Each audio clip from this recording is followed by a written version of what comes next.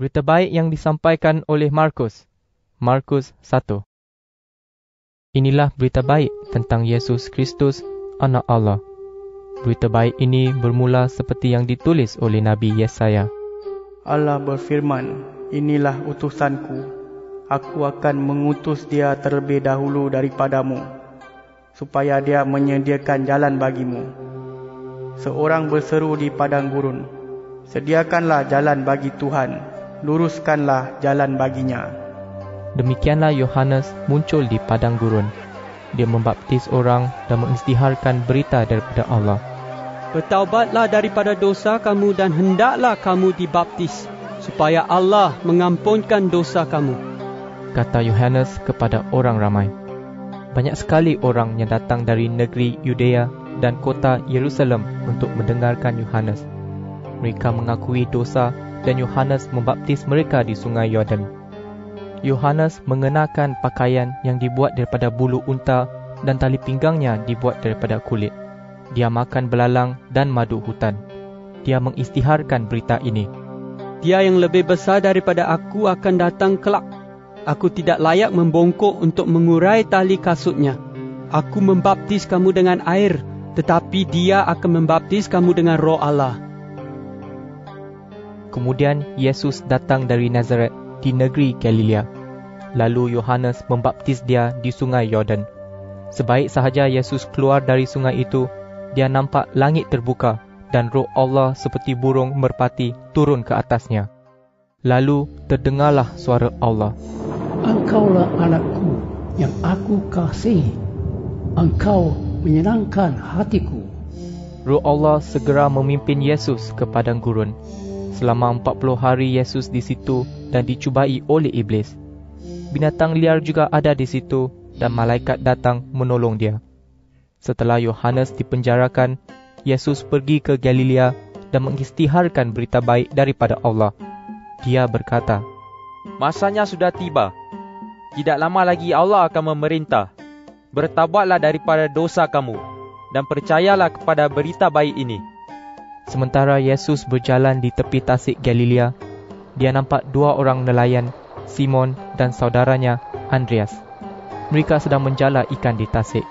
Yesus berkata kepada mereka, ikutlah aku, dan aku akan mengajar kamu menjala orang, supaya menjadi pengikutku. Mereka segera meninggalkan jala, lalu mengikut Yesus. Yesus meneruskan perjalanannya, lalu melihat dua orang adik-beradik yang lain, Yakobus dan Yohanes, anak-anak Zebedus. Mereka sedang mengemaskan jala di dalam perahu. Sebaik sahaja Yesus nampak mereka, dia memanggil mereka. Kedua-dua orang bersaudara itu meninggalkan bapa mereka dengan orang gajinya di dalam perahu, lalu mengikut Yesus. Yesus dan pengikut-pengikutnya tiba di kota Kapernaum. Pada hari Sabat berikutnya, Yesus pergi ke rumah ibadat dan mula mengajar. Semua orang yang mendengarkan dia kagum dengan cara dia mengajar, kerana dia mengajar dengan kewibawaan, tidak seperti guru Taurat. Pada waktu itu, seorang yang dirasuk roh jahat masuk ke dalam rumah ibadat dan berseru, engkau mahu buat apa dengan kami? Hai Yesus, orang Nazaret, adakah engkau mahu membinasakan kami? Aku tahu siapa engkau. Engkau utusan yang suci daripada Allah. Yesus menengking roh itu. Diam, keluarlah daripada orang ini. Roh jahat itu menggoncangkan badan orang itu kuat-kuat, lalu keluar dari orang itu sambil berteriak. Semua orang sangat hairan sehingga mereka bercakap sesama sendiri, apakah ini suatu ajaran baru? Orang ini berkuasa memerintah roh jahat dan roh jahat taat kepadanya. Demikianlah berita tentang Yesus tersebar dengan cepat ke seluruh negeri Galilea. Yesus dan pengikutnya, termasuk Yakobus dan Yohanes, meninggalkan rumah ibadat itu lalu terus pergi ke rumah Simon dan Andreas. Ibu mentua Simon sedang terbaring di tempat tidur kerana demam. Apabila Yesus tiba di situ, dia diberitahukan hal itu. Yesus menghampiri ibu mentua Simon, memegang tangannya, lalu menolong dia bangun. Demamnya hilang dan dia pun mula melayani mereka. Pada petang hari, setelah matahari terbenam, orang membawa semua orang sakit dan orang yang dirasuk roh jahat kepada Yesus. Semua penduduk kota itu berkumpul di hadapan rumah itu. Yesus menyembuhkan banyak orang yang menderita berbagai-bagai penyakit, dan dia juga mengusir roh-roh jahat. Yesus tidak membenarkan roh-roh jahat berkata apa-apa, kerana roh-roh jahat tahu siapa dia. Esok paginya, ketika masih subuh, Yesus bangun lalu meninggalkan rumah.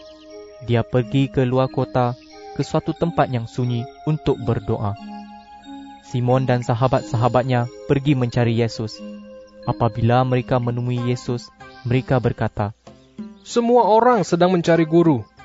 Tetapi Yesus menjawab, Kita mesti meneruskan perjalanan ke pekan-pekan lain di sekitar kawasan ini. Aku mesti menyampaikan perkabaran itu di sana juga, kerana untuk tujuan itulah aku datang. Demikianlah Yesus menjelajah seluruh Galilea dan berkhutbah di rumah ibadat serta mengusir roh-roh jahat. Seorang berpenyakit kulit yang menggerikan datang kepada Yesus. Orang itu berlutut dan memohon pertolongannya. "Tuan, jika Tuan sudi," katanya, "Tuan dapat menyembuhkan saya." Yesus mengasihaninya. Dia pun menghulurkan tangannya lalu menjamah orang itu sambil berkata, Aku mahu, sembuhlah. Seketika itu juga penyakitnya tiada lagi dan orang itu sembuh. Lalu Yesus menyuruh dia pergi sambil memperingatkan dia. Dengarlah baik-baik, jangan beritahu sesiapa pun perkara ini. Tetapi pergilah kepada imam dan mintalah dia mengesahkan kesembuhanmu. Kemudian persembahkanlah korban seperti yang diperintahkan oleh Musa, sebagai bukti kepada semua orang bahawa kamu betul-betul sudah sembuh. Tetapi orang itu pergi dan mula menyebarkan berita itu di mana-mana. Dia terus-menerus menceritakan hal itu sehingga Yesus tidak dapat masuk ke bandar secara terang-terangan. Yesus tinggal di luar bandar di tempat-tempat yang sunyi, tetapi orang dari berbagai-bagai tempat datang kepadanya.